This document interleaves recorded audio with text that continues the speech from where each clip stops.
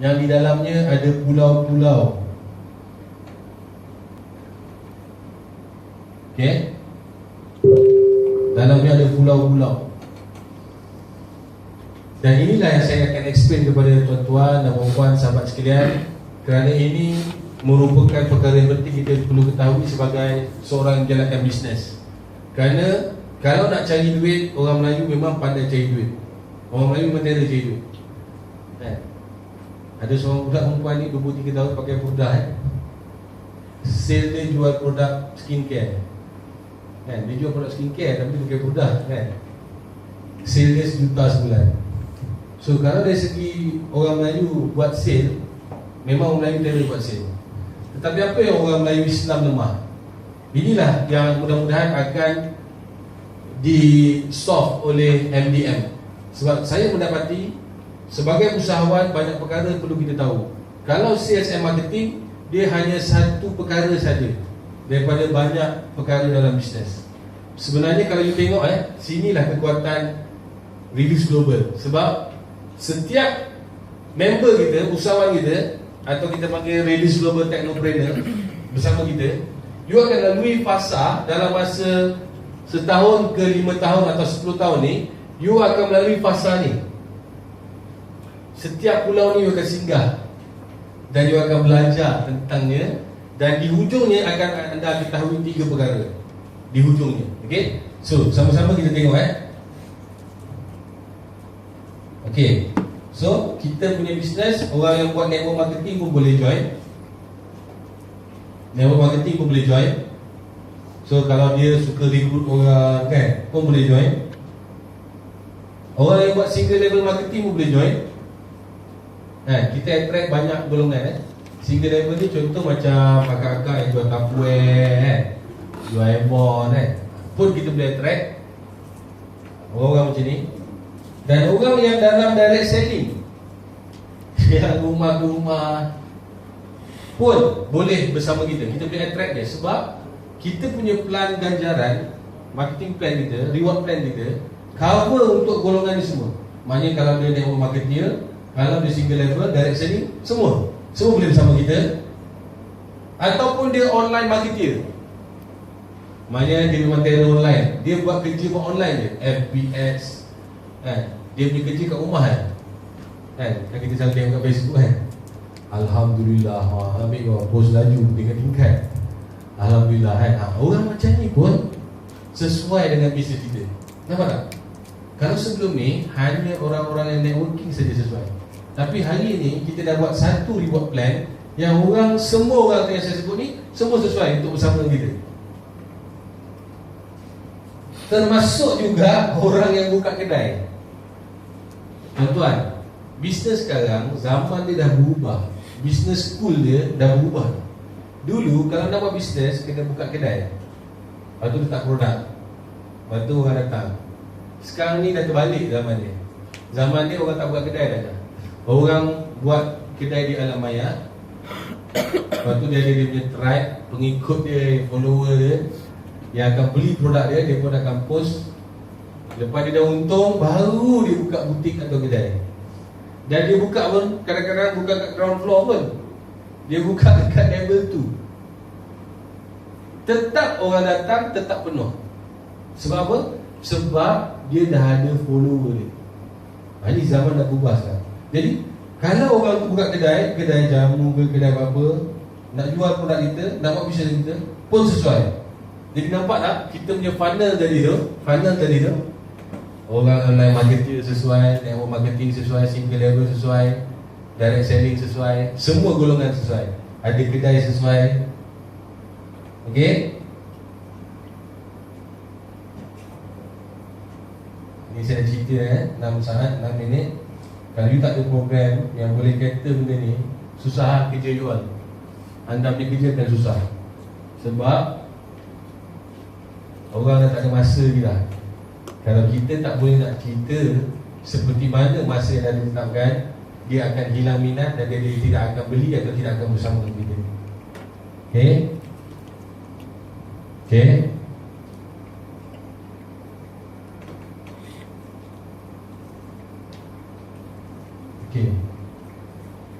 Okay, so sekarang masuk MDM adalah seperti sebuah lautan yang mana dalamnya terdapat beberapa pusat kepulauan. Okay, ini sangat metafora.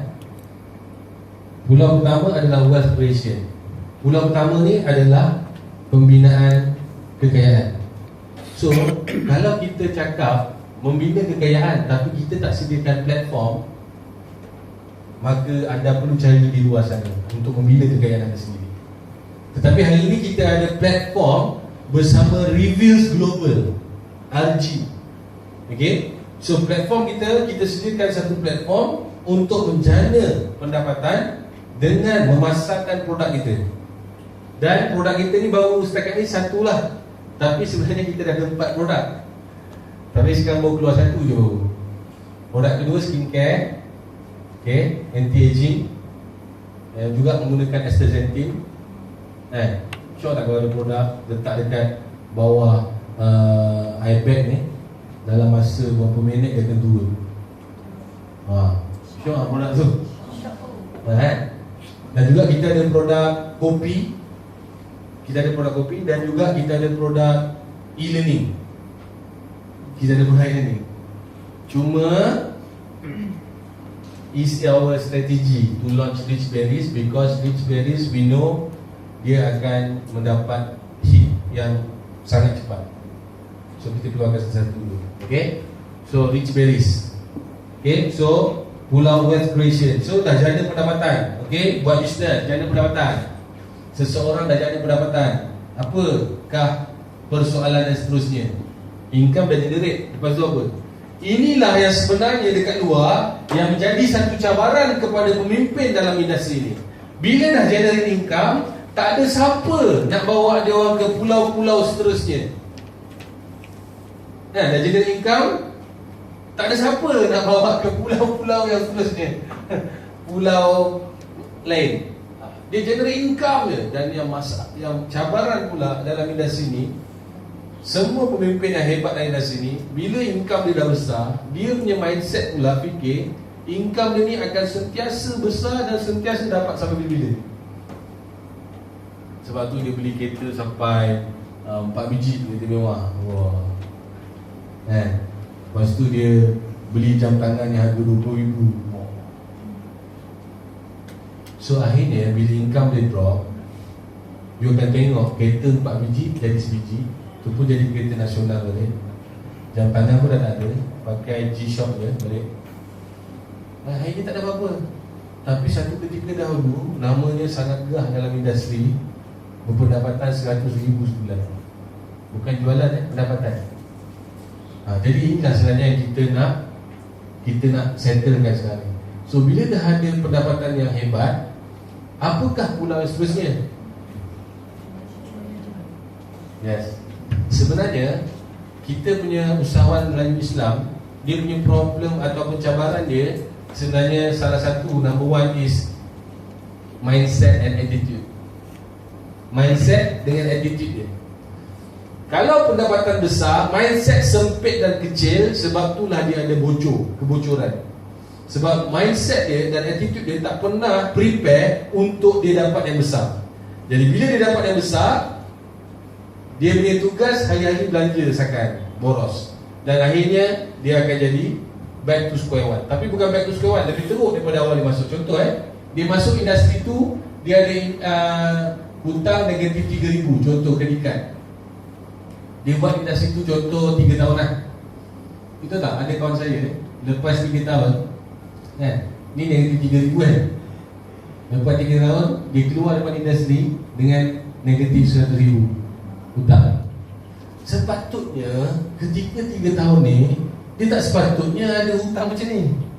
Sepatutnya dia ada simpanan, sepatutnya dia ada aset. Tetapi dia ada hutang. Kenapa?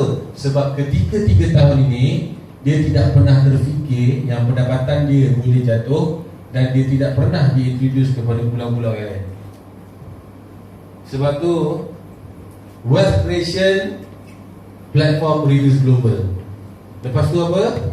Lepas tu kita akan siap sediakan dia dengan ilmu financial management. Apa perlu buat? duit dah masuk ni. Kekayaan, pencarian pendapatan dah jana. Lepas tu apa? Businessman orang Melayu Islam. Lepas attitude mindset, yang kedua kita gagal apa dia? Pengurusan lah. Macam mana nak manage duit? Itu cabaran kita. Macam mana nak manage duit? Sebab tu kat sini kita cadangkan. So kat sini adalah mindset dan attitude kita akan set balik dalam training-training kita. So kat sini akan cadangkan dia untuk register syarikat. Okay. Dan register syarikat kalau boleh senyap Berhad. Dan dia dengan spouse, suami isteri menjadi director. So dia tidak boleh sebagai individu lagi dah. Maknanya dia mesti ada syarikat. Senyap Berhad kalau boleh, dia dengan isteri dia, atau dia belum kahwin, dia dengan ibu dia sebagai director syarikat tu. So apa berlaku? Segala jenis pendapatan semua akan masuk kepada syarikat ni. Dan apa berlaku kat sini ialah dia boleh tolak segala perbelanjaan dia, tolak cukai sebagainya dengan segala perbelanjaan dia melalui syarikat Senyap Berhad ni. Sebelum dia tak ada siapa ajar, income banyak-banyak, guna saving account peribadi. Itu pun dengan saving account peribadi pun saya boleh beli a few houses dengan saving account peribadi je. Waktu tu tak ada orang ajar awal dulu. Lepas tu baru set up ke syarikat Imran Haji International Senyap Berhad. Baru saya dengan isteri sebagai director. Baru ada penolakan director fee. Baru bayar gaji kepada diri sendiri. Baru ada tolak tax. Baru declare tax pula. Sebab sekarang ni kalau nak beli rumah, aset, kena ada tolak tax tak? Kena ada KWSP tak? Kena ada. So, kalau dulu ada orang ajar, mesti ramai di antara kami, antara kita, dah mempunyai aset. Kalau dulu ada orang ajar, tapi tak ada orang ajar. So sekarang ni, dan satu lagi nama dia apa? PFP. Okay, apa PFP? Ialah Personal Financial Profiling.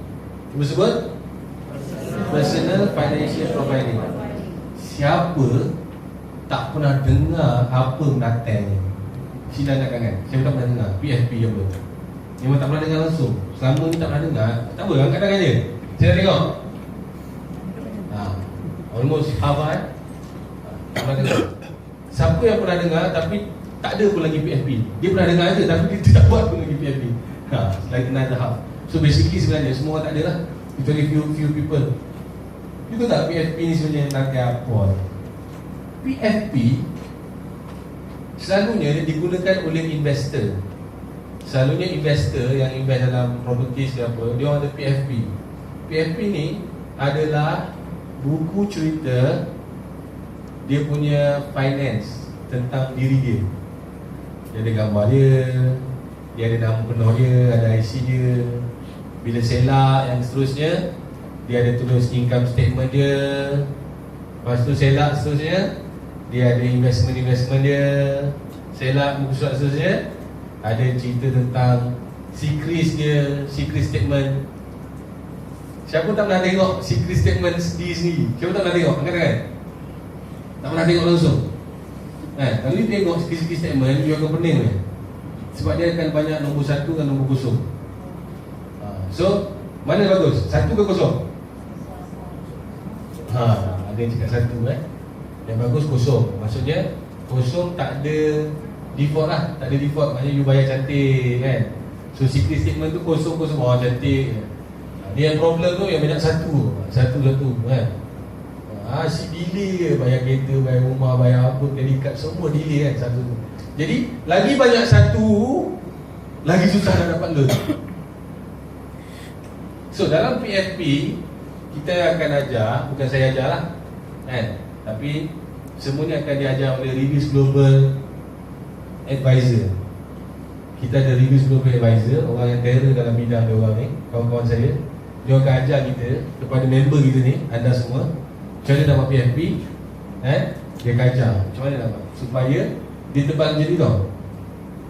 Supaya dalam masa setahun daripada sekarang, setahun daripada sekarang, bila siap PFP, you bagi dekat bank, bank tak perlu call anda lagi. Kalau you tak bagi PFP, kita selalu bagi, kalau saya dulu bagi 5-6 keping 5 keping kan. Sekali bank telefon, Cik Imran, you ada tak lain, statement income lain? Ada tak income lain? Saya bukan tak nak tolong, tapi tak berapa strong lah. Dia kata, ada tak lagi? Nanti dia call lagi, ada tak lain? Tabung haji ke? ASB ke? Ada tak? Esok dia call lagi kan. Sebulan, proses tu calling tu je sebulan. Akhirnya baru lulus dengan interest rate yang tinggi. You pernah dengar tak orang investor dia tunjuk shop lot ni. Saya pergi ke bandar Tun Nusiwan, saya duduk dengan investor ni, dia nak kenali. Dia kata, abang mau beli shop lot. Yang mana bang? Kau nampak shop lot tu? Nampak? Lepas tu kau nampak yang colour kuning tu? Saya nampak. Sepanjang ni abang beli semua. Saya kata, beli peringkat ke? Tak, abang beli sekaligus, serentak, on the spot. Saya ni masa dulu macam mana balik kan? Macam mana orang ni buat lah? Macam mana kita nak beli satu biji rumah apartmen harga 300,000 rupiah? Macam mana orang ni boleh beli 1 million punya shop lot property, dia boleh beli sendiri 7 buah? Macam mana dia buat? Sebenarnya dia ada PFP. So bila dia beli rumah tu, dia bayar semua, bayar deposit. Apa dia buat? Dia akan submit PFP dia dekat 7 bank, dan 7 bank akan approve. So bila 7 bank approve, sebenarnya dia tengah submit untuk setiap satu shop lot kepada 7 bank. So pagi pukul 9 dia akan sign bank pertama untuk shop lot pertama. Pukul 11 pagi dia akan sign untuk shop lot yang kedua kat bank lain. Pukul 1 tengah hari dia akan sign kat bank ketiga. Hari yang sama So at the end of the hari, dia sudah ada 7 loan daripada 7 bank berbeza untuk 7 shop lot yang berbeza. Dia faham tak? Tapi kalau kita tak ada benda tu, jangan mimpi kita akan merayu pada manager bank. Tolonglah puan, saya nak rumah ni, saya dengan wife dah suka dah, anak kita orang dah happy dah, tolonglah luluskan. Minta maaf Cik Imran, saya tak boleh nak luluskan tak cukup kuat. So sekarang ni, as we speak now, 2015 and 2016 lagi teruk dia punya streak tu. So tuan-tuan, saya nak tanya sahabat sekalian, penting tak ni semua? Penting. So dah ada ni, okey tak? Dah ada segi training kita untuk attitude mindset semua. Lepas tu apa yang seterusnya? Takaful. Takaful ni orang endah tak endah takaful ni. Insurans untuk diri sendiri, untuk keluarga life, medical card I dah kerja dengan Petronas, dengan TMB, tak perlu. Orang endah tak endah je. Sebenarnya takaful, sebenarnya dunia takaful dia sangat luas. Dia boleh untuk property, dia boleh untuk bisnes, boleh dia relate untuk bisnes kita, how to protect our business. So ilmu takaful ni pun saya tak pernah lagi jumpa orang yang explain tentang ilmu dia sehebat sahabat saya. Sebab dia boleh kata banyak angle of takaful.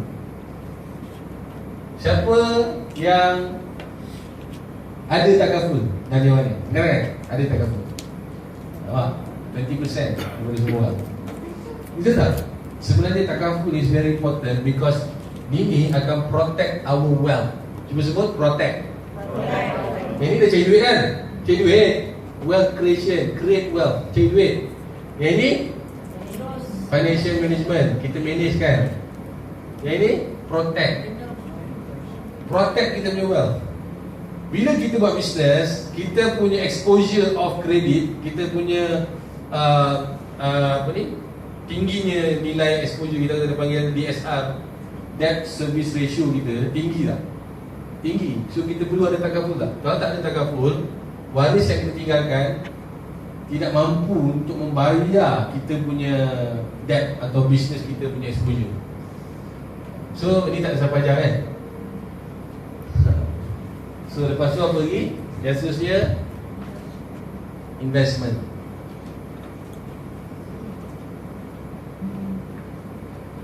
investment dalam gold, investment dalam properties,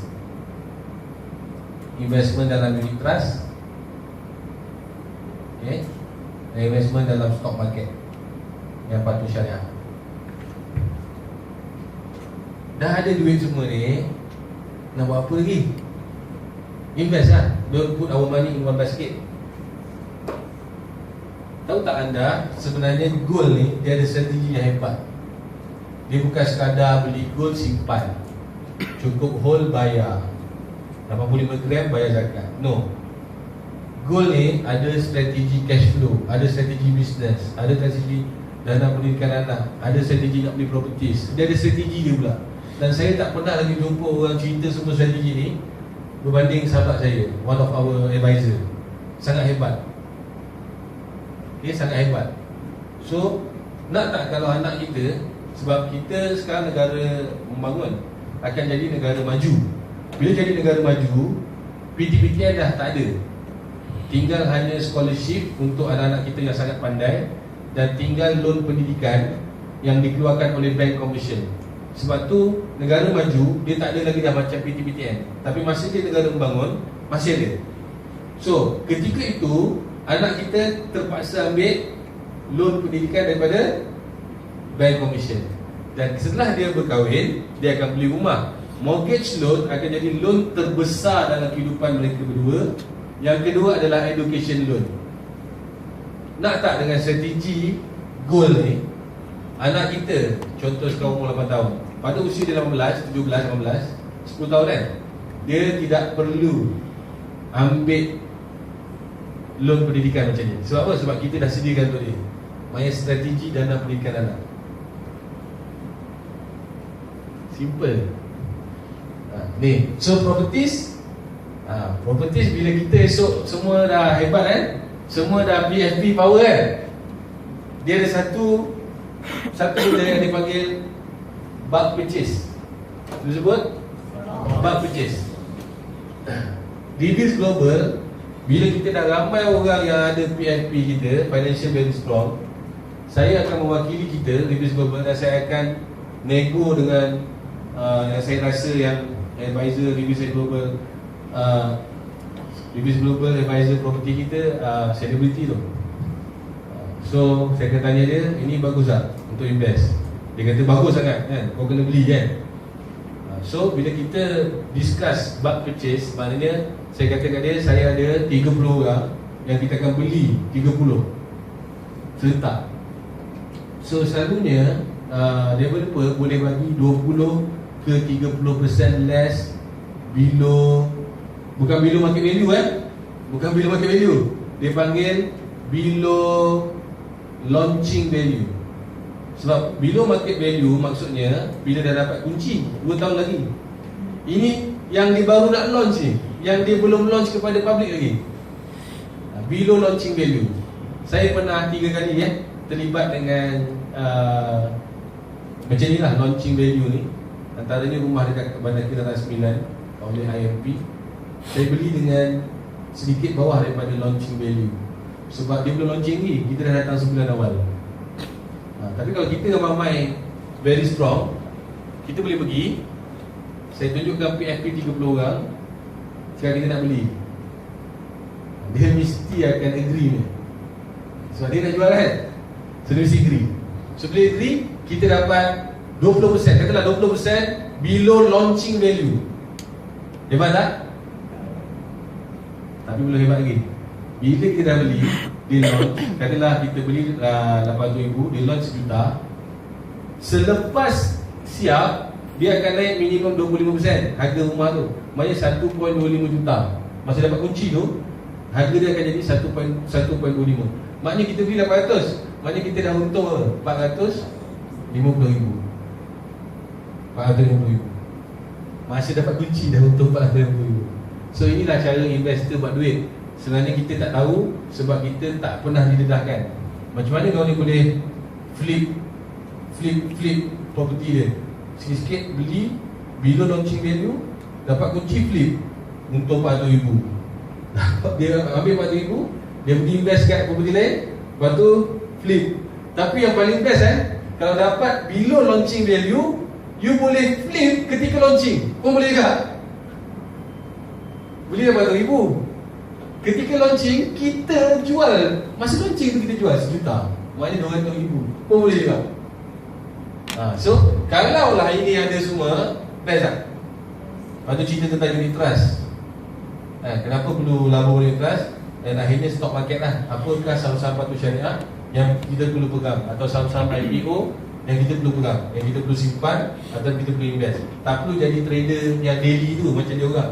Kawan saya 14 tahun, suami isteri tak pernah makan gaji.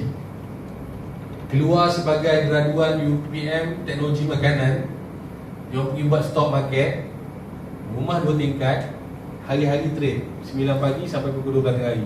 Itu je kerja dia, 9-12. Isteri duduk tingkat bawah, suami duduk tingkat atas, lain-lain laptop, trade. So kita pun ada trader sini kan. Trader kan. So dia tahu kan. So dekat sini, daripada sini semua alhamdulillah. Lepas tu apa lagi? Apa lagi kita perlu tahu? Business management. Mungkin anda ada impian kan, nak buka sebab duit dah ada kan, nak buka busana muslimah kan, ataupun you nak buka F&B contoh, ataupun you you nak buka apa-apa bisnes lah. Tapi kita tak mahir dalam business management. So macam mana kita nak buat? How to manage your business? Nak orang macam saya kan, orang sales and marketing. Kita ni tahu sales and marketing je, tapi kita tak tahu tentang admin HR, kita tak tahu tentang account finance, kita tak tahu tentang operation, kita tak tahu tentang banyak benda kita tak tahu. So macam mana? Siapa yang nak ajar kita? Macam mana kita nak set up team untuk, sebab tu bukan senang nak buat syarikat macam ni Saya kalau ada pilihan, saya tak nak buat syarikat macam ni sebenarnya. Sebab jadi member distributor macam anda lebih best daripada jadi macam management macam kami. Sebab kita orang kena pergi office Isnin sampai Jumaat 9 pagi sampai 6 petang, hari Sabtu 9 pagi sampai 1 tengah hari. You all networker member kita, distributor member, you tak payah pancikan kan, tak payah ni. Hari weekdays pun boleh lunch kat rumah mak ayah kan, rumah sesiapa lah. Tapi kita tak boleh. So that's why kenapa kita buat apa yang kita buat. Sebab our big why tadi, yang awal tadi saya tunjuk, our big why, sebab yang paling besar tadi melebihi segalanya. Sebab tu walaupun saya tak suka nak masuk 9 pagi 6 petang semua ni, tapi kita sacrifice sebab kita tahu kita nak bantu orang. So kita buat apa yang kita buat. Okay. So business management. So saya ada kawan yang beliau merupakan business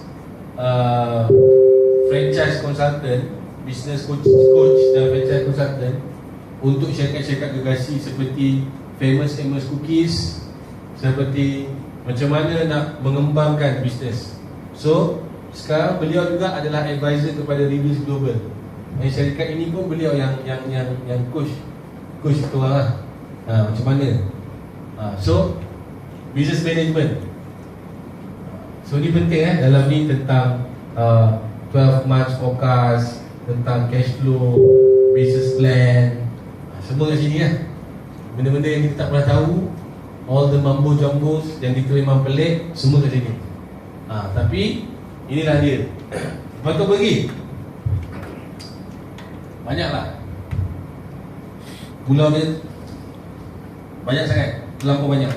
Okay, the pulau is a lot lah, I can say. Okay, tak habis.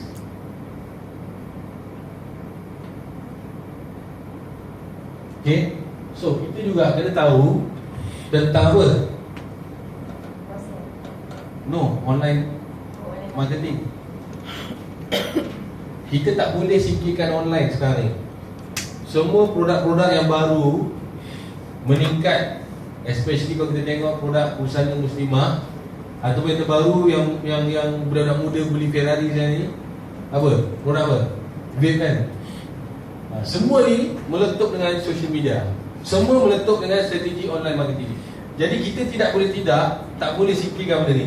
Jadi dalam Reviews Global punya MDM, kita akan diajar tentang zero cost online marketing, 7 jurus pencetusan bisnes. Lepas tu FB marketing. Dan mereka ni juga adalah advisor kepada Reviews Global, yang tolong Reviews Global untuk kita punya online presence lah. So online marketing kita tak boleh tinggalkan. Ini juga anda akan belajar dalam training yang berikutnya. Dan ni dia online ataupun wealth preservation, preserve, iaitu apa? Membuatkan kekayaan kita pergi kepada generasi berikutnya, legacy, iaitu wasiat. Saya ni tuan-tuan ada wasiat. Saya dengan wife ada wasiat sebab kita pergi haji je tahun 2010. Kalau kita tak pergi haji, confirm tak ada wasiat pun, tak buat wasiat. Sebab orang yang buat wasiat ni, orang yang dah nak mati, yang pertama. Yang kedua, orang yang pergi haji. Dia orang dua orang ni kena buat wasiat. Siapa kat sini dah buat wasiat kan? Tak buat wasiat. Buat bisnes, kau takaful semua ada, syarikat hebat, investment semua Pak, wasiat tak ada. Wasiat tak ada. Habis, semua kekayaan ni masuk amanah raya.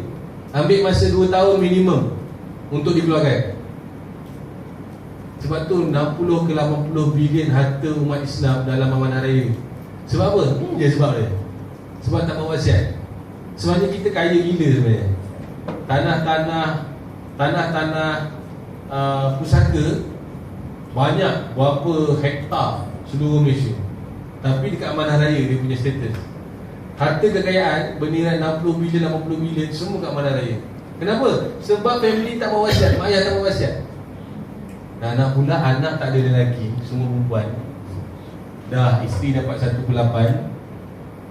Lepas tu masuk kepada adik-beradik suami, arwah suami, dan juga anak-anak saudara suami. Lepas tu bini sakit hati. Tapi itulah dia, wasiat kena buat. Siapa nak ajar kita buat wasiat? Bila kita nak buat wasiat? So, kalau tak buat wasiat, no point kita buat semua ni. Sebab bila kita mati esok, susah keluarga kita. So sebenarnya kan, apa yang saya nak cakap, sebenarnya ini adalah perjalanan peribadi saya 13 tahun buat bisnes.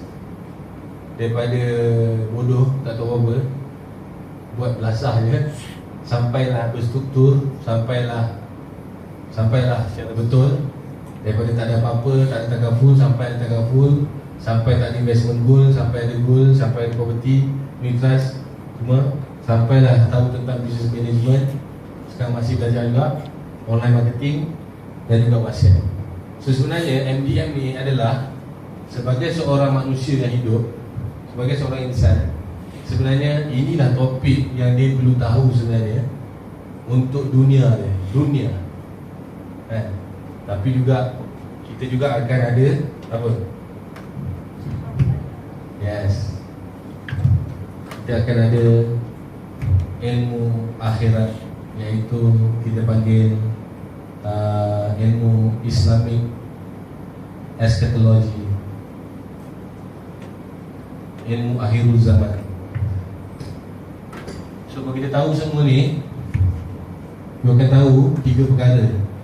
Yang pertama, kita akan jadi seorang yang suka berzakat, suka bersedekah, dan kita akan jadi seorang yang orang kata filantropi.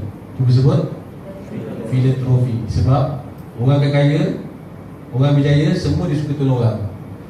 Dan ketika dia tolong orang tu, memang dia tolong sungguh. Sebab dia betul-betul tak mengharapkan balasan. Sebab segala tentang ekonomi dia semua dah settle. So bila dia sharing kat depan pun, dia tidak ada apa-apa, dia tak perlukan apa-apa pun. Dia tak perlukan apa-apa. Dan kepala dia pun tak ada semak. Kereta tak payah lagi kan, rumah tak payah lagi, rumah sewa kan, tak ada. Sebab dia semua dah take care. So bila dah take care semua ni, settle. Yang kedua, dia akan tahu tentang apa. Ni, selalu kita dengar tapi kita tak faham. Di hujung dia akan faham. Berapa hujung? Mungkin 5 tahun ke 10 tahun. Apa maksud dia? Financial freedom. Baru dia akan faham maksud financial freedom. Baru anda akan faham maksud financial freedom. Apa maksud financial freedom? Apa maksud financial freedom? Kebebasan kewangan. Itu sebenarnya bukan maksud. Itu terjemahan financial freedom. Apa maksud financial freedom? Siapa tahu? Siapa nak share? Apa maksud financial freedom? Ada? Impian. Ya? Impian. Financial freedom, kebebasan kewangan. Apa maksud dia? Duit lebih daripada apa yang kita perlu. Duit lebih daripada apa yang kita perlu. Okey? Financial freedom kan, maksud dia yang pertama, bukan jutawan. Tu yang kena ingat. Nombor satu. Orang selalu cakap, jutawan mestilah dapat financial freedom. Saya satu ketika dahulu, saya punya overhead 80,000 sebulan. Dulu lah, berapa 3, 4, 5 tahun lepas. So orang kata, oi hebat ni jutawan apa kan. Tapi adakah dia dapat financial freedom kalau dia punya perbelanjaan 80,000 tapi yang masuk income kepada dia 50,000? Financial freedom. So financial freedom bukannya jutawan. Salah faham tu. Bukan maksud jutawan financial freedom. Tak semestinya. Tak semestinya. Financial freedom, kalaulah perbelanjaan dia 10,000 sebulan, dia dah ada ni, dah tolak ni, dah tolak ni, dah tolak ni, semua 10,000 sebulan. Dia active income, passive income. Campur ke tak campur income? Campur. Tak campur. Itu sebab ramai orang salah faham. Active income campur passive income. Active income campur passive income. Tolak expenses, kan?